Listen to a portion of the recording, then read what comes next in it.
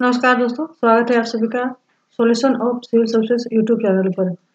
आज की वीडियो में हम लोग बीपीएससी की एक नई वैकेंसी के बारे में जानेंगे। और ये जो वैकेंसी जब से आई है 14th को आई है वैकेंसी, तब से काफ़ी आपके स्टूडेंट्स जो थे, जो ऑफलाइन क्लासेस के या ऑनलाइन क्लासेस के जो मेरे स्टूडेंट रहे या फिर जो यूट्यूब वीडियो के माध्यम से मुझे जानते थे, काफ़ी उनकी क्वेरी आ रही थी मुझे। इवन व्हाट्सएप पर भी मैसेजेस आ रहे हैं, तो मैंने उनको बोला था कि मैं आपको यूट्यूब वीडियो के माध्यम से डिटेल में बता दूंगी। अब देखिए, ये जो वैकेंसी आई है 14th को आई है, ठीक है। 14th को आप देख रहे हैं, ये 14 जनवरी को ये वैकेंसी आई थी। तो आप होम पेज पर जाएंगे तो आपको इसके बारे में सारे पोर्टल, आपको जो पेजेस है अलग अलग, इसमें इंपॉर्टेंट नोटिस है, एडवर्टीजमेंट है, सिलेबस है, इंस्ट्रक्शन ऑफ अप्लाइंग, जो ऑनलाइन अप्लाई करने का जो इंस्ट्रक्शन है वो भी दिया हुआ है। ये जो पोस्ट है assistant public sanitary and waste management officer, ठीक है, मतलब असिस्टेंट मैनेजर का पोस्ट है। और इसका अगर हम पूरा नाम अगर लेंगे इस पोस्ट का, तो ये assistant public sanitary and waste manager officer हो गया। ये आपका urban development and housing department के अंदर में आपका इस जो बहाली होगा। और जो वैकेंसी आई है ये आपको इसका ऑनलाइन एप्लीकेशन का जो अप्लाई करने का जो डेट है फिलहाल वो आपको 17 जनवरी से स्टार्ट हो रहा है, 10 फरवरी को खत्म होगा, ठीक है। यानी कि 17 जनवरी से आपको 10 जनवरी के बीच में आपको ये ऑनलाइन की अप्लाई करने की प्रक्रिया पूरी कर देनी होगी। और बाद में इसका आपको हार्ड कॉपी भी आयोग को सबमिट करना होगा, ठीक है। ये ध्यान रखिएगा, हार्ड कॉपी भी आपको 25 फरवरी तक सबमिट कर देना होगा, जिसमें आपको जो आपने ऑनलाइन अप्लाई किया है, साथ ही साथ जो आपको एजुकेशन क्वालिफिकेशन है, एज वेल एज आपका एक्सपीरियंस इस फील्ड में है, तो उसे समझ आपको सारे डॉक्यूमेंट्स भी आपको सबमिट करने होंगे, ठीक है। तो आपने जान लिया कि ये जो पोस्ट है, मैं फिर से बता दे रही हूँ, पोस्ट क्या है आपका assistant public sanitary and waste management officer, ठीक है। यानी कि इन शॉर्ट हम लोग असिस्टेंट मैनेजर बोल सकते हैं, बट पूरा नाम आप देख लीजिएगा। और ये डिपार्टमेंट हो गया urban development and housing department. ये बिहार गवर्नमेंट के अंतर्गत में इस पोस्ट पर आपकी वैकेंसी होगी, ठीक है। जो रिक्रूटमेंट होगा, कितने पोस्ट हैं? 286 पोस्ट हैं, 286 पोस्ट के लिए वैकेंसी आई है, जिसमें कि 35% 97 पोस्ट पर महिलाओं का जो है वो आरक्षण होगा। बारी बारी चीजों को समझेंगे, ठीक है। मैं इस वीडियो में कुछ महत्वपूर्ण चीजों को पॉइंट आउट कर रही हूँ, बाकी आपको एक करके आपको ये पढ़ ही लेना चाहिए, ठीक है। वैकेंसी का डेट मैं आपको दिखा दी, 14 जनवरी का वैकेंसी आया हुआ है, तो आप एक बार अच्छे तरीके से पढ़ लीजिए। 6 पन्ने हैं, आपको इसमें बहुत सारी चीजों के बारे में जानकारी मिल जाएगी। मैं जो महत्वपूर्ण चीजों के बारे में जानकारी आपको देने जा रही हूँ, जिस पर आप लोगों ने लगातार मुझे क्वेश्चन किया है, ठीक है। लाइक आपका सबसे पहले तो जो क्वालिफिकेशन को रिगार्डिंग आपका सबसे मेजर जो क्वेश्चन है, मैं उसको अभी क्लियर करने जा रही हूँ।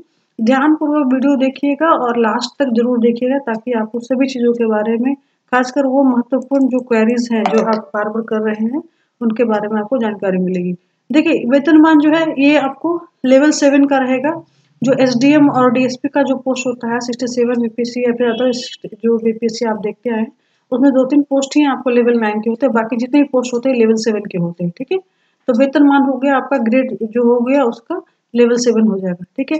एजुकेशनल क्वालिफिकेशन, इसको लेकर ही आप लोगों को मन में बहुत सारे प्रश्न रहे कि क्या मतलब क्वालिफिकेशन जो है इसमें कौन कौन से बैकग्राउंड वाले अभ्यर्थी अप्लाई कर सकते हैं।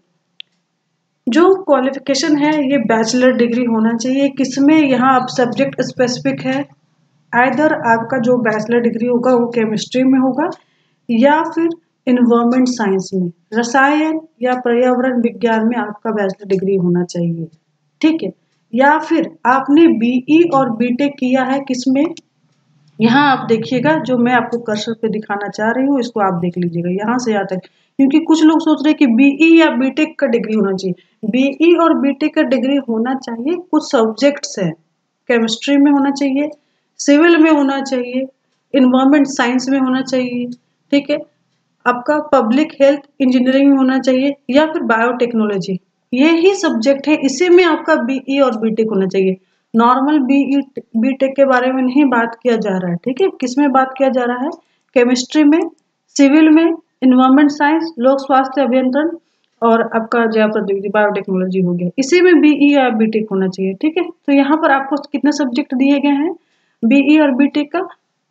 रसायन 1 हो गया, सिविल 2, इन्वायरमेंट साइंस 3 हो गया, लोक स्वास्थ्य अभियंत्रण 4 हो गया, और जैव प्रौद्योगिकी 5। मतलब 5, इन्हीं 5 सब्जेक्ट में आपका बीई बीटेक है, तभी आप अप्लीकेबल हैं, एलिजिबल हैं।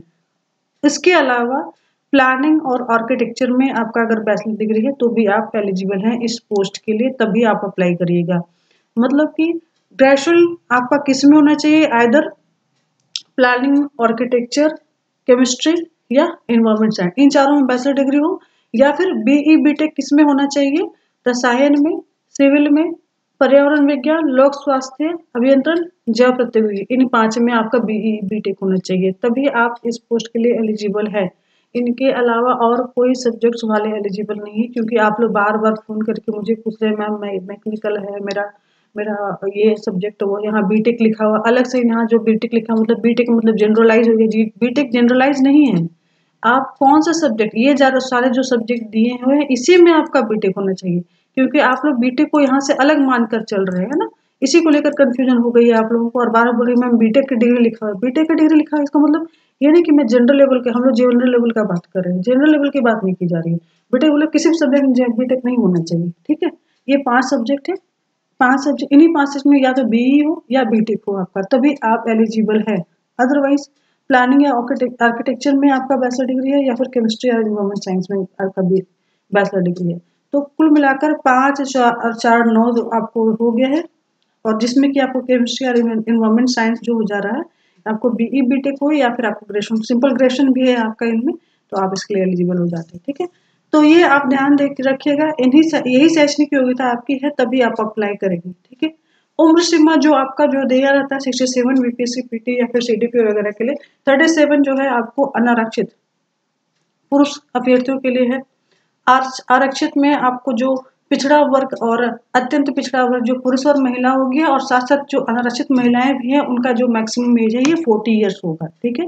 37 से स्टार्ट करके आपको 42 एज तक के इसमें अभ्यर्थी रहेंगे। और कौन कौन है, तो 37 में आपको जो अनरिजर्व पुरुष है, 40 एज वाले ग्रुप में जिनका एज मैक्सिमम है, इसमें कौन कौन से आ जाएंगे, तो एक तो अनरिजर्व महिलाएं होंगी, उसके अलावा जो आपका जो पिछड़ा वर्ग और अत्यंत पिछड़ा वर्ग है ना, बीसी और ईबीसी वाले पुरुष और महिला दोनों आ जाएगा। और मैक्सिमम जो एज 42 है, इसमें आपको एससी एसटी पुरुष और महिला दोनों आएगा, ठीक है। तो यानी कि आप देख लीजिएगा आपका एज जो है इसके लिए एलिजिबल आप हो रहे हैं कि नहीं हो रहे, ठीक है। तो ये था एक बेसिक रिक्वायरमेंट जो मुझे बताना था कि आप लोग बार इस चीज के लिए प्रश्न पूछ रहे थे। अब सिलेबस को लेकर के, चयन प्रक्रिया को लेकर के एक परेशानी जो हो रही है, मैं वही आपको क्लियर करने जा रही हूँ, ठीक है। तो ये जो चयन प्रक्रिया पहले समझ लीजिए, सिलेबस को मैं अभी संक्षिप्त में समझाऊंगी, सिलेबस के लिए अलग से वीडियो, साथ ही साथ बुक लिस्ट भी आपको प्रोवाइड कर देंगे, आप उसको लेकर के आप पढ़ना स्टार्ट कर सकते हो, मतलब सेल्फ स्टडी स्टार्ट कर सकते हैं, ठीक है।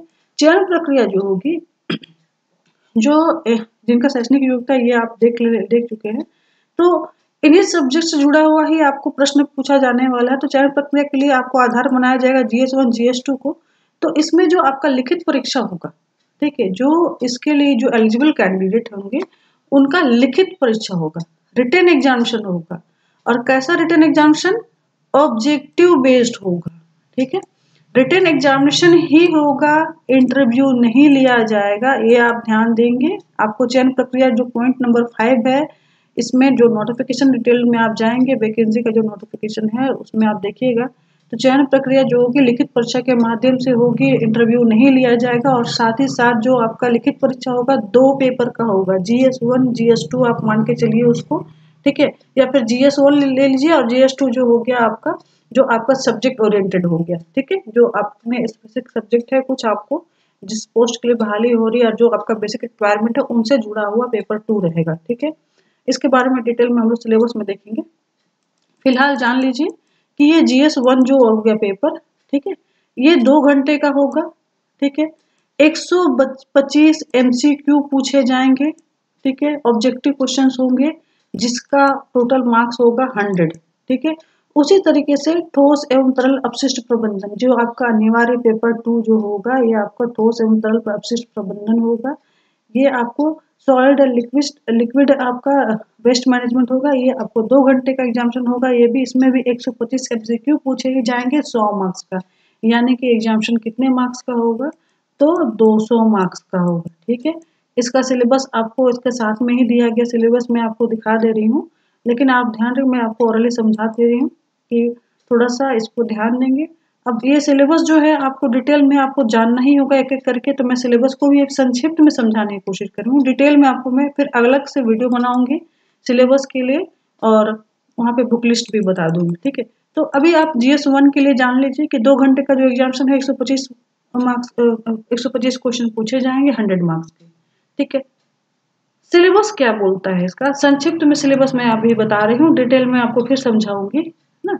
सिलेबस को संक्षिप्त में इतना जान लीजिए कि जो आपका GS पेपर 1 होगा, समसामयिक घटनाओं तथा दैनिक प्रश्न, ठीक है, जो आपका डेली ऑब्जर्वेशन और करंट इवेंट्स होते हैं उनसे संबंधित विषयों और अनुभव, उनसे संबंधित जो सब्जेक्ट्स हैं और उसके संबंधित जो आपके एक्सपीरियंसेस हैं और उनके वैज्ञानिक पहलू, मतलब उनसे जुड़ा हुआ आपका जो भी साइंटिफिक अप्रोच होगा उनसे संबंधित आपको क्वेश्चन पूछे जाएंगे GS1 में। ये 67 BPSC, CDPO, AAO, auditor, other examination जो होते हैं उनसे जुड़े हुए जो आपको पीटी का एग्जामिनेशन होता है उसका जो GS का सिलेबस बस होता है उससे हटके है ये आपका सिलेबस, ठीक है। ये आप ध्यान में रखिएगा। मतलब GS मतलब यहाँ बिल्कुल भी ये मतलब नहीं हो जाता है कि आप CDPO में जो आप पढ़ के जा रहे हैं 67 पढ़ के जा रहे हैं, या फिर आप AAO ऑडिटर में जो आप पढ़ कर गए थे, ठीक है, ऑडिटर में जो पढ़ गए थे, AAO में जो आपका एग्जामिनेशन में पूछा जाएगा उसका सिलेबस इससे मैच करे तो बिल्कुल मैच नहीं कर रहा है। ये आप पहले तो दिमाग में आप इसको फिट कर लीजिएगा। GS पेपर 2 ये भी आपका कंपलसरी पेपर है। सिलेबस का जो नाम रखा गया है इसका, जैसे पहले का रखा था GS रखा था, सेकेंड वाले का रखा गया है ठोस एवं तरल अपशिष्ट प्रबंधन, ठीक है, solid and liquid waste management. But syllabus सिर्फ आप में सिलेबस थोड़ा इसका वास्ट है, 5 सेगमेंट में बटा हुआ है आपका सिलेबस, ठीक है, 5 सेगमेंट्स में बटे हुए हैं और ईच सेगमेंट भी आपको अलग अलग सब सेगमेंट्स में बटा हुआ है, ठीक है। उसमें विभिन्न टॉपिक्स है जिसको आपको पढ़ना होगा, इसीलिए जो रिक्वायरमेंट है सिलेबस, जो आपका जो क्राइटेरिया है, एलिजिबिलिटी है, ठीक है, इनसे संबंधित ही रखा गया है। इससे बाहर वालों के लिए बिल्कुल भी ये जो एग्जामिनेशन नहीं है। तो पहला सेगमेंट है वो आपका सॉलिड वेस्ट मैनेजमेंट, उसके मल्टीपल आपको यूनिट्स मिलेंगे और उसमें सब टॉपिक्स भी मिलेंगे जिसको आपको डिटेल्स में पढ़ना होगा। यूनिट 1, यूनिट 2, यूनिट 4 ऐसे 3 और 4 ऐसे करके आपको ये पहला जो है बटा हुआ है। सेकेंड वाला आ जा रहा है, इसमें आपको लिक्विड वेस्ट मैनेजमेंट आ रहा है, तरल अपशिष्ट प्रबंधन, ठीक है। ये भी आपको मल्टीपल यूनिट्स में बटा हुआ है, इसमें भी 4 यूनिट है टोटल, ठीक है। थर्ड में आ जा रहा है आपका हैजार्डस वेस्ट मैनेजमेंट, जो हानिकारक अपशिष्ट प्रबंधन है, ये भी आपको मल्टीपल यूनिट्स में बटा हुआ है। सिलेबस का जब मैं वीडियो बनाऊंगी तो उसमें आपको डिटेल में आपको समझा दूंगी, बुक्स भी मैं आपको बता दूंगी, ठीक है।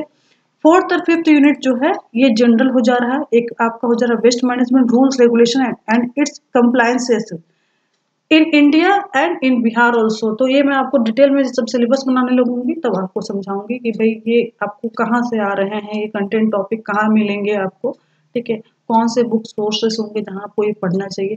फिफ्थ जो टॉपिक है वो environmental impact assessment and environmental clearances है, साथ ही साथ site authorisation and consent to establish and consent to operate from pollution control board of Bihar. ये फिफ्थ जो टॉपिक है oriented to Bihar government, Bihar pollution control board, ठीक है, उससे जुड़ा हुआ टॉपिक है। और खासकर कह सकते हैं कि जो ये ऊपर में जितने भी चीजों को आपने देखा टॉपिक व सब टॉपिक में, उसका कंप्लायंसेस को भी बिहार में देखते हुए आपको डिटेल स्टडी करनी होगी। मतलब ये बिल्कुल ही एक स्पेसिफिक पोस्ट है, तैयारी भी एकदम हटके करनी होगी, ठीक है। और इसलिए जो सब्जेक्ट्स आपका जो एलिजिबिलिटी क्राइटेरिया में ध्यान में जो रखा गया है, तो उससे संबंधित आपको ये सारे जो पेपर्स है आपको आपके ग्रेजुएशन लेवल पे बिल्कुल ही मिलेंगे। लाइक आप देखिएगा फर्स्ट, सेकेंड और थर्ड टॉपिक आपका इन्वायरमेंट साइंस में आपको सेमेस्टर से कुछ पार्ट आपको सेमेस्टर 2 में मिलेगा, कुछ सेमेस्टर 3 में, कुछ सेमेस्टर 4 में। उसी तरीके से जब आर्किटेक्चर वाले पेपर में जाते हैं या प्लानिंग वाले पेपर में जाते हैं तो सेमेस्टर 3 और 4 में आपको मिलता है, कहीं कहीं सेमेस्टर कुछ टॉपिक आपको सेमेस्टर 5 सेमेस्टर 6 में मिलेगा, क्योंकि 3 वर्षीय आपका जो जो आपने जो डिग्री हासिल किया है 3 वर्षीय डिग्री होगा और अभी 6 सेमेस्टर होते हैं। तो विभिन्न सेमेस्टर में ये सारे आपको जो टॉपिक से बटे हुए मिलेंगे, यानी कि आपका अगर 3 साल का पढ़ाई आपको अगर अच्छे तरीके से आप उसमें थोड़ा सा फिर से आप थोड़ा सा उस पर ध्यान देंगे सारे पेपर से जो इसमें दिए हुए हैं, तब जाकर के आप इसमें कम्पीट कर पाएंगे, ठीक है। एक चीज उन्होंने लिख दिया है कि सहायक लोक स्वच्छता अपशिष्ट प्रबंधन पदाधिकारी के पदों पर नियुक्ति के लिए जो विषय और पाठ्यक्रम है ये इसके अनुसार तो दिया हुआ ही है, और साथ ही साथ इस जो विषय और पाठ्यक्रम है उसको समय समय पर आवश्यकता अनुसार संशोधित भी करेगा। और आप करने का मतलब आपको अपने जो पढ़ा है ग्रेजुएशन लेवल पे उसमें थोड़ा सा संशोधन करते हुए ही आप इसकी तैयारी करेंगे। मतलब कुल मिलाकर के आपका जो अभी फिलहाल जितना अमेंडमेंट्स हुआ है उनको ध्यान में रखेंगे और थोड़ा सा करंट बेस्ड होते हुए पढ़ाई करेंगे। खासकर अभी जो भी बिहार सरकार हो गया या सेंट्रल लेवल पर जो भी इनसे जुड़े हुए महत्वपूर्ण तथ्य मिलेंगे या फिर फैक्ट्स हो गए या फिर आप समझ लीजिएगा कि जनरल ऑब्जर्वेशन या फिर आपको घटना इवेंट्स हैं या फिर स्कीम्स हैं, ठीक है, प्लान्स हैं, उनको आपको इसमें इंक्लूड करते हुए पढ़ना होगा। तो इसके बारे में आपको डिटेल्स में एक वीडियो में सेपरेट वीडियो बनाऊंगी, उसमें आपको सिलेबस को अच्छी तरीके से समझा दूंगी, सोर्स भी बता दूंगी, बुक्स भी बता दूंगी। नेक्स्ट वीडियो जरूर देखिएगा। तो मैं आपको इसमें बता चुकी हूँ, क्या बताई हूँ, पहला तो आपको कि भाई एलिजिबिलिटी क्राइटेरिया क्या है और जो आपका जो चयन प्रक्रिया है वो क्या है, ठीक है। सिलेबस को मैंने संक्षेप में समझाया। इसके अलावा और भी जो महत्वपूर्ण जानकारी चाहिए होगा तो मुझे आप कमेंट बॉक्स में कमेंट जरूर कर दीजिएगा। अगला वीडियो मैं जल्दी ला रही हूँ सिलेबस का, ठीक है, और साथ ही साथ बुक भी मैं बता दूंगी। तो जो भी अभ्यर्थी हैं इसके लिए एलिजिबल हैं, मतलब कौन से अभ्यर्थी, तो केमिस्ट्री और जो पर्यावरण विज्ञान इनमें आपका स्नातक हो या फिर प्लानिंग और आर्किटेक्चर में आपका स्नातक हो या फिर आपने बीई बीटेक किया है किसमें, रसायन में, सिविल में, पर्यावरण विज्ञान, ठीक है, लोक स्वास्थ्य अभियंत्रण, जैव प्रौद्योगिकी, इन पांचों में आपका बीई या बीटेक है। जनरल बीई बीटेक नहीं, मैं इन 5 सब्जेक्ट के बारे में बात कर रही हूँ। इसमें बीई और या बीटेक है तभी आप इसके लिए एलिजिबल होंगे। तो आपको और भी किसी चीज का क्वेरी रह गया है तो आप मुझे कमेंट बॉक्स में पूछ लीजिएगा या फिर कॉन्टेक्ट नंबर आपको प्रोवाइडेड है, ठीक है। वीडियो देखने के लिए बहुत बहुत धन्यवाद और जल्दी मैं कुछ अपडेट्स वीडियो लेकर के आऊंगी। Thank you.